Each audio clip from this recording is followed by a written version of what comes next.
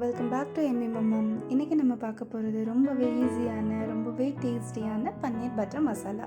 சரி வாங்க எப்படி பண்ணுறதுன்னு பார்க்கலாம். நான் ஒரு பாத்திரத்தை காய வச்சு பாத்திரம் காஞ்சதும் 2 ஸ்பூன் எண்ணெய் சேர்த்துக்கிறேன். எண்ணெய் காஞ்சதும் 3 ஸ்பூன் வெண்ணெய் சேர்த்துக்கிறேன். இந்த எண்ணெயில் அந்த பட்டர் நல்லா மெல்ட் ஆகி வரட்டும். நல்லா கொதிக்கும்போது அதில் 2 ஸ்பூன் இஞ்சி பூண்டு பேஸ்ட்டு சேர்த்து இஞ்சி பூண்டோட பச்சை வாசம் போகிற வரைக்கும் நல்லா வதக்கி விட்டுக்கோங்க. அதாவது ஒரு நிமிஷம் போதும். அது போனதுக்கப்புறம் அதில் நம்ம தக்காளி அரைச்சி வச்ச தக்காளி விழுது அதை ஆட் பண்ணுவோம். அதாவது நம்ம ஒரு 5 தக்காளியை தண்ணியில் வேக வச்சு ஆற வச்சு தொளி உரித்து மிக்சியில் போட்டு நல்லா அரைச்சி எடுத்து வச்சுருக்கேன். அதை நான் இது கூட ஆட் பண்ணி கிண்டி விடுறேன். இப்போது தண்ணியில் தக்காளி வெடிப்பு விடும். வெடிச்சிட்டா அது வெந்த பதம் போதுன்னு அர்த்தம். அந்த இடத்துல ஆற வச்சு அரைச்சி எடுத்துக்கோங்க. இப்போ நான் இது கூட முந்திரி பேஸ்ட்டு அதாவது 3 ஸ்பூன் முந்திரி பேஸ்ட் ஆட் பண்ணுறேன். ஒரு 15 முந்திரியை 15 நிமிஷம் ஊற வச்சுருக்கேன் தண்ணியில். அதே தண்ணியை ஊற்றி பேஸ்ட்டு மாதிரி நல்லா அரைச்சி இந்த தக்காளி ஒரு கொதி வரும்போது இது கூட அந்த முந்திரி பேஸ்ட்டையும் ஆட் பண்ணி நல்லா கிண்டி விடுறேன். இப்போ நான் இது கூடவே மசாலா தூளியும் சேர்த்துக்கிறேன். 1 spoon garam masala, 1 spoon Kashmiri red chilli powder.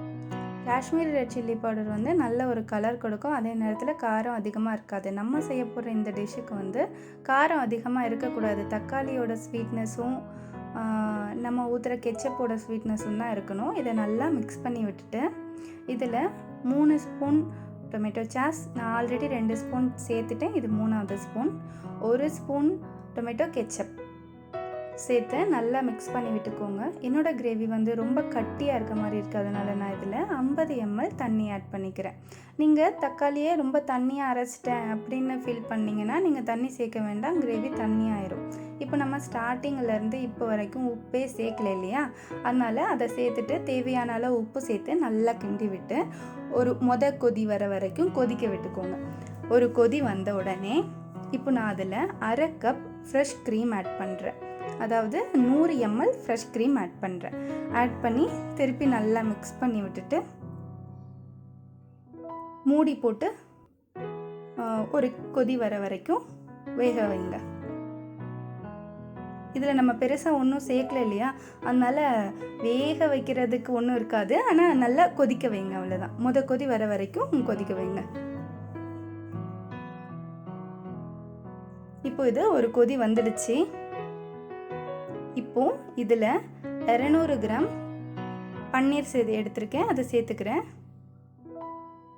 நிறைய பேர் பன்னீரை வந்து உப்பு, மஞ்சத்தூள், கரம் மசாலா, அந்த வேறு என்னது மிளகுத்தூள் இதெல்லாம் போட்டு நல்லா வறுத்து அதுக்கப்புறம் ஆட் பண்ணுவாங்க. அப்படி ஆட் பண்ணாதீங்க. அப்படி ஆட் பண்ணால் இந்த நம்ம இப்போ ரெடி பண்ணி வச்சுருக்கோம்ல இந்த கிரேவி, இதை வந்து அந்த பன்னீர் சக் பண்ணாது.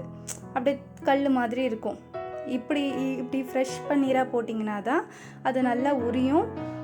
நல்ல பஞ்சு போல் இருக்கும் நமக்கு சாப்பிடும் போதும். ஸோ நல்லா கிண்டி விட்டுட்டு இதை ஒரு கொதி வரைக்கும் மூடி போட்டு வேக வைங்க.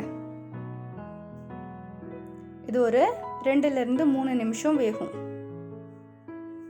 இது இப்போது நல்லா வெந்துடுச்சு. இதில் 1 ஸ்பூன் பட்டர் ஆட் பண்ணி நல்லா மிக்ஸ் பண்ணி விட்டுட்டு பட்டர் ஆட் பண்ணி மிக்ஸ் பண்ண உடனே அந்த கொதி அடங்கிடும். ஸோ திருப்பி மூடி போட்டு இன்னொரு கொதி வர வரைக்கும் வைங்க. வந்த உடனே கிண்டி விட்டுட்டு சர்வ் பண்ண வேண்டியதான்.